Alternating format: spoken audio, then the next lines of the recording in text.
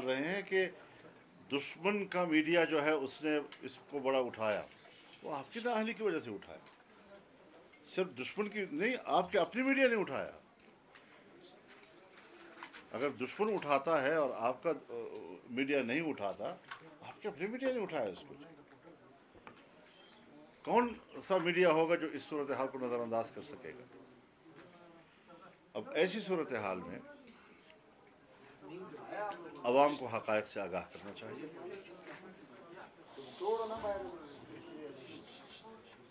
کابینہ نہ اہل, پارلیمنٹ نہ اہل. اب کہتے ہیں پارلیمنٹ قانون سازی کرے, بالکل کرے, لیکن جائز پارلیمنٹ کرے, عوام کی منتخب پارلیمنٹ کرے. اس پارلیمنٹ کو عوام کی نمائندگی کا حق نہیں ہے, اور اتنے حساس مسئلے پر قانون سازی کا کوئی حق حاصل نہیں. قانون سازی کے حوالے سے نااہلیاں تو ان کی سمریوں سے واضح ہوتی ہیں. تو اس اعتبار سے ہمیں ایک مستحکم سیاسی نظام کی طرف جانا ہے, اور اس مافیا سے ہم نے جان چھڑانی ہے جو مافیا اس وقت اقتدار پر قابض ہے. اصل مافیا یہ ہے, دوسروں کو مافیا کہتے ہیں, خود مافیا ہیں. تو پاکستان کی جگہ سائی ہوئی ہے, فوجی ادارے کی جگہ سائی ہوئی ہے. ایسی صورتحال سے ملک کو ایک سنجیدہ ماحول کی طرف لے جانے کے لیے ایک نئی سنجیدہ قیادت کی ضرورت ہے, ایک معقول نظام کی ضرورت ہے, جو ملک کو چلانے کے ڈھنگ جانتے ہو, ان کی ضرورت ہے. یہ گزارشات ہیں میری, اور اس حوالے سے آپ حضرات بھی یہی چیز مطالعہ کر رہے ہیں, یہی آپ کی مشاہدات ہیں. ہم سمجھتے ہیں کہ انشاءاللہ العزیز پورے ملک کے عوام کی اکٹھ کے ساتھ پاکستان کے ہر فرد کو ہم ایک پلیٹ فارم پر دیکھنا چاہتے ہیں. تمام سیاسی پارٹیاں ایک پلیٹ فارم پر ہیں.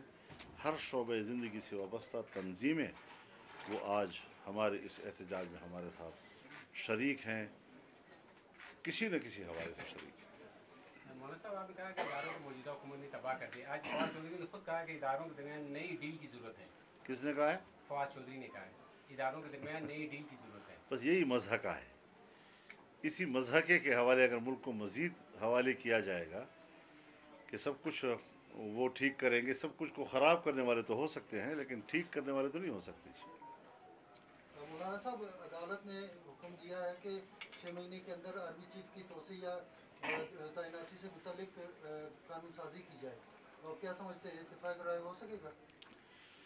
ابھی تو میں سیاسی جماعتوں کے ساتھ بیٹھا نہیں ہوں, لیکن اپنی رائے میں نے دی ہے کہ کم از کم اس پارلیمنٹ کو قانون سازی کا حق نہیں ہے اتنے اہم مسئلے کے اوپر. فوراً الیکشن کرایا جائے, 6 مہینے کے اندر ہم نیا پارلیمنٹ لا سکتے ہیں, نئی اسمبلیاں لا سکتے ہیں, اور قوم کے حقیقی نمائندے وہی حقیقی طور پر اس حوالے سے کوئی رائے قائم کر سکیں گے. مولانا صاحب, آزادی مارچ کے بعد اب جمعیت کا اور اپوزیشن جماعتوں کا کیا لایا عمل ہوگا, کیا سوچے آپ لوگوں نے, آپ کیا کریں گے؟ دیکھیے, ہمارے اس وقت پورے ملک میں مظاہرے جاری ہیں, اور ہر صوبے کو ہم نے یہ اختیار دیا ہے کہ وہ اپنے صوبے کے حالات کے سامنے رکھتے ہوئے اس کے شیڈول مرتب کریں. ڈسٹرکٹ ہیڈ کوارٹرز پر مظاہرے رہیں, اور یہ بیداری جو ہے یہ برقرار بھی رہے, اس پہ اضافہ بھی ہوتا رہے, کیونکہ اگر عوام کے اس مطالبے سے انحراف کیا جاتا ہے تو پھر مزید سخت فیصلے کیے جا سکتے ہیں. آپ کا سیاسی ویژن کیا کہتے ہیں مولانا صاحب, کہ کتنے دنوں کی مہمان ہے یہ حکومت, دنوں کی ہے, مہینوں کی ہے, یا سال لگے گا؟ میرے خیال میں تو دسمبر آخری مہینہ ہے. ہمارے حساب سے دسمبر آخری مہینہ ہے. بلوچستان حکومت کے حوالے سے آپ کو میرے خیال میں کوئی آپ نے کہا بھی تھا اس پروگرام میں کہ تحفہ دے رہے تھے کہ بلوچستان حکومت آپ کے حوالے کریں گے. کیا چونکہ بلوچستان میں اپوزیشن کی جو جماعتیں ہیں ان کا سیل زیادہ ہم نے اس بارے میں کوئی اہمیت دی ہو بات کو تو ہم بحث کریں نا. ہم نے تو اس کو مجلس کی بے توقیری سمجھا ہے, اپنی جماعت کی بے توقیری سمجھا ہے. اس قسم کی پیشکشیں جو ہیں وہ ہماری جیسی جماعت کے سنجیدہ ماحول کے لیے بے توقیری کی علامت ہوتی ہیں, عزت کی علامت نہیں ہوا کرتی. مولانا صاحب, حکومتی جماعتوں کے حکمرانوں کہنا ہے کہ آزادی مارچ بری طرح ناکام ہوا. آپ کیا سمجھتے ہیں کہ یہ آزادی مارچ ناکام ہوا؟ میرے خیال میں अंधे लोग यही कहा करते हैं कि कुछ नहीं है। जिनकी आंखें बीना हों वही मनाजिर देख सकते हैं कि अवामी मंजर किसे कहा जाता है। मौलाना साहब, आज़ादी मार्च के बाद जो है वो हुकूमत का रवैया काफ़ी तब्दील हुआ, इनके लहजे भी बदले। जैसे जो है वो अपोजिशन के जो लीडर्स हैं उनको रिलीफ भी मिला, तो आप इसका क्रेडिट जो है आज़ादी मार्च को देंगे? देखिए, बहरहाल ये इतना बड़ा तारीखी इवेंट था कि जो बहरहाल हालात पे असरअंदाज हुआ है और बहुत से अतराफ पर उसने अपने अपने असरात छोड़े हैं। जब मुझसे कहा गया कि जी बहुत सी पार्टियां इन हालात से फ़ायदा उठा रही हैं, तो मैंने कहा अच्छी बात है, मेरे हलीफ अगर इन हालात से फ़ायदा उठाते हैं उन्हें खुशी होती है। मौलाना साहब, सुना है आज आप जाम कमाल साहब के साथ आए, तो मुलाकात या कोई गुफ्तगू हुई उनके साथ? तो जहाज़ में तो मैं बहुत से लोगों के साथ आया हूँ, सबके बारे में कहूँ। सफ़र तो होते रहते मौलाना हैं। साहब, आज़ादी मार्च से लेकर आज तक आप कई मुतालबा है हुकूमत इस्तीफा दे घर चले जाएं, लेकिन हुकूमत इस्तीफा नहीं दे रहे हैं, तो इसका आखिर हाल क्या होगा? इनका बाप भी इस्तीफा देगा, कैसे नहीं देगा?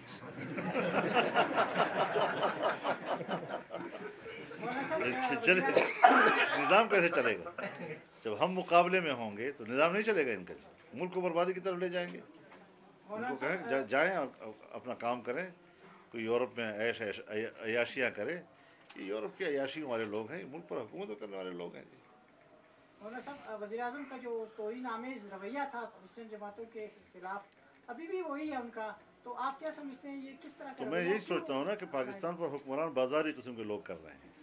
इनकी ज़ुबान बाजारी है, जिसके पास इज्जत नहीं है, जिसके पास एहतराम का लफ्ज़ नहीं है, जिन्होंने जैसे माँ से सीखा ही नहीं है कोई ऐसा लफ्ज़।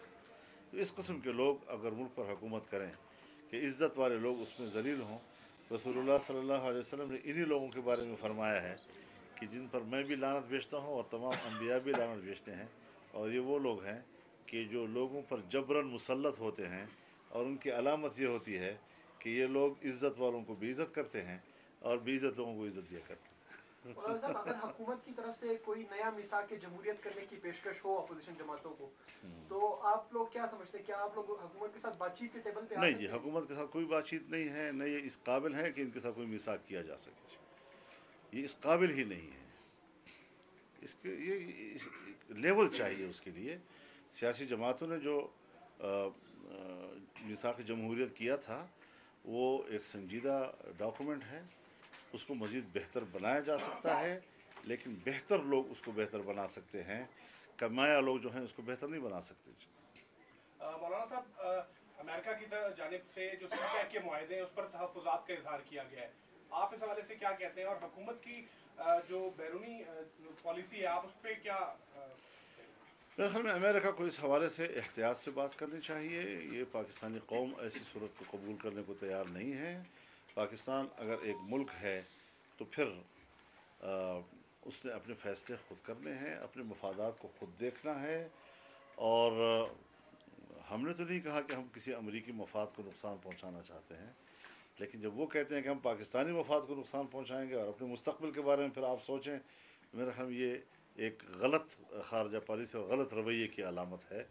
चीन हमारा दोस्त है, 70 साला हमारी दोस्ती और गहरी दोस्ती पहली मरतबा इक़्तिसादी दोस्ती में तब्दील हो रही है।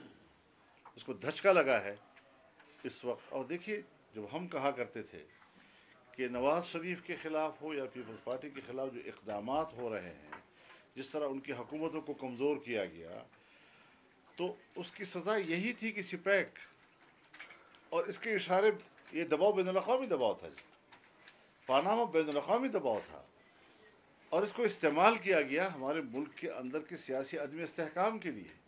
हमारी सियासी क़यादत के ख़िलाफ़ इन चीज़ों को इस्तेमाल किया गया। और आज अमेरिका के अपने बयान से ये सारी चीज़ वाज़ेह हो गई। मकामी क़ुव्वतें उसके पुष्ट पर थीं, पाकिस्तानी सियासी निज़ाम को गैर मुस्तहकम बनाने की थी, और इन लोगों को अपना एजेंट बनाकर भेजा गया ताकि वो चीन के साथ हमारे ताल्लुकात को बिगाड़े और सिपैक मंसूबे को तबाह बर्बाद कर दे। मौलाना साहब, जो मियां साहब वो इस वक्त मुल्क से बाहर चले गए इलाज के लिए, मुत्तहिदा अपोजिशन में आपके बड़े करीबी रहे, आप भी उनके बहुत देरीना साथी रहे, तो आप क्या समझते हैं वो कब तक वापस आ जाएंगे या आएंगे भी या नहीं? देखिए, उसका दारोमदार उनकी सेहत पर है। डॉक्टर्स क्या कहते हैं, डॉक्टरों ही के कहने पे गए हैं, और डॉक्टर ये फैसला करेंगे کہ ان کو وہاں پر علاج کے لیے مزید رہنے کی ضرورت ہے یا نہیں ہے. تو اسی تناظر میں پھر یہ فیصلہ کیا جا سکے گا کہ وہ رہنا چاہیں گے یا وہ واپس آئیں گے. بہت شکریہ.